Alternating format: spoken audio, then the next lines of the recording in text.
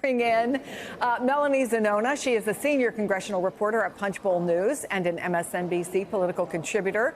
Here in studio with me, Michael Hardaway, former communications director for Congressman Hakeem Jeffries. Brendan Buck is former press secretary to House Speakers John Boehner and Paul Ryan. Brendan is also an MSNBC political analyst. Welcome, all of you. Okay, Melanie, tell us what we know at this point about these meetings each caucus had today and what their level of confidence is right now about their chances of taking control.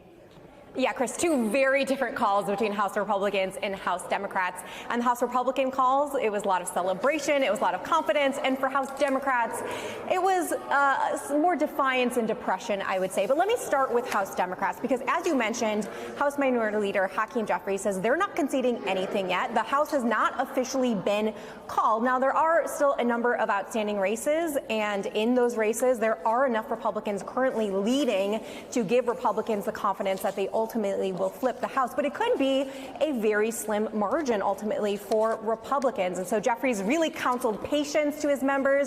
They also said now is not the time for finger pointing or postmortems. But of course, those conversations are starting to take place behind the scenes. I've been talking to Democrats over the last 24 or so hours, and they've already started to blame, each other, blaming Biden for not stepping down too early, blaming their messaging, saying they didn't do enough to win over working class voters, blue collar voters. They're already starting to kick around ideas about how to win those critical voters back. And meanwhile, on the Republican side, you had Speaker Mike Johnson on that call saying this is now a center-right country. He said Republicans have a mandate to govern, to plow through conservative priorities. They are going to win the White House. They're going to win the Senate, on track to likely win the House. Now, I'll let Brendan and Michael debate whether Republicans really do have a mandate or not, especially if they only have, 218 Republicans in the House. But that is the mentality of Republicans heading into this critical lame duck. And then within the first 100 days, they are promising to push through a number of Trump's priorities, including Trump tax cuts. Chris.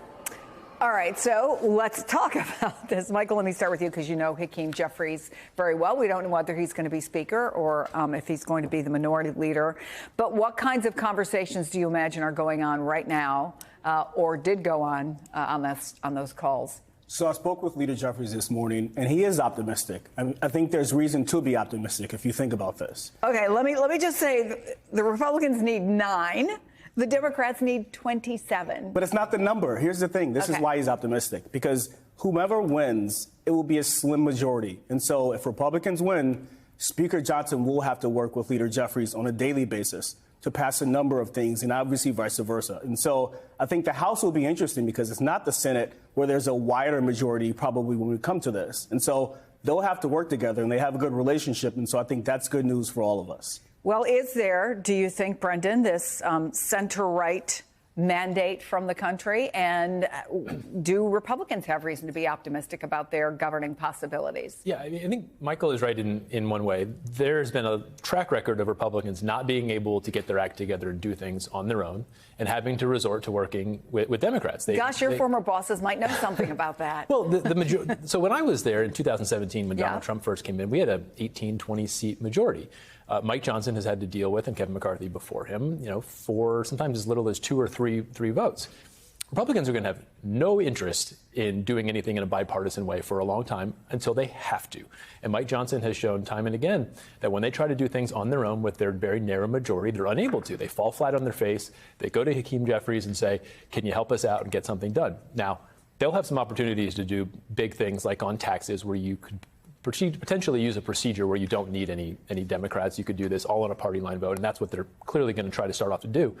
Question is whether they can hold. If they there's a real possibility they have a 1, 2, 3 seat majority, and if they can get every single House member, as we've seen is not easy to do, they may not be able to do tax reform in the way that they want to, and then you have a very interesting bipartisan dynamic in the House. Well, you also have a very interesting choice, depending on the numbers, of course, for what the Democrats are going to do. And I just want to read, because there's been a little bit of finger pointing, something that was written by New York Democratic Congressman Richie Torres.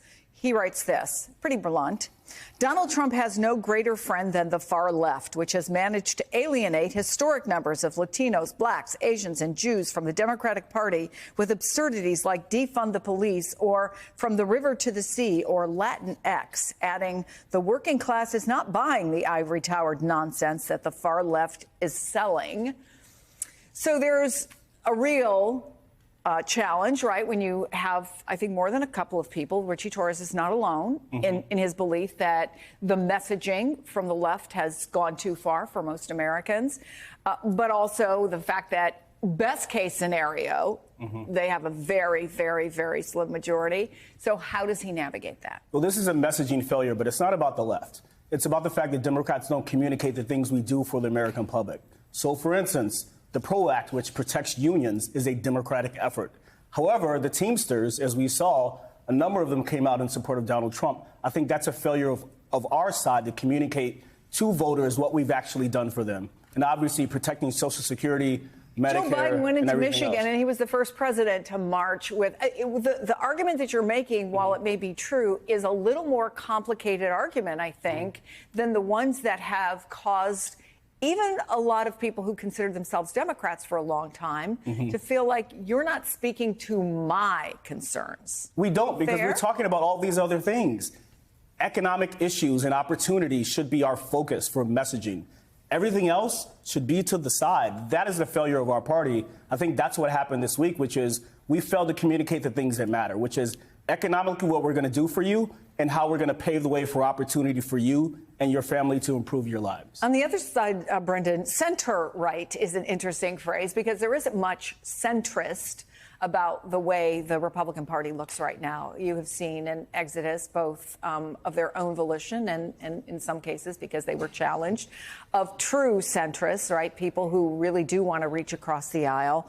So, but short of being forced to do it, is this Donald Trump's party, and frankly, the Speaker and the rest of the Republicans are just living in it?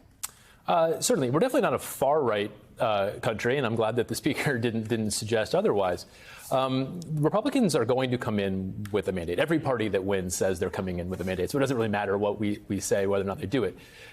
Donald Trump is the center of the universe for the Republican Party, and he's going to set all policy priorities there within. When he first came in 2017, he basically said, hey, Paul Ryan, Mitch McConnell, you guys sort of figure out the policy agenda. I'm just going to go over here and be president.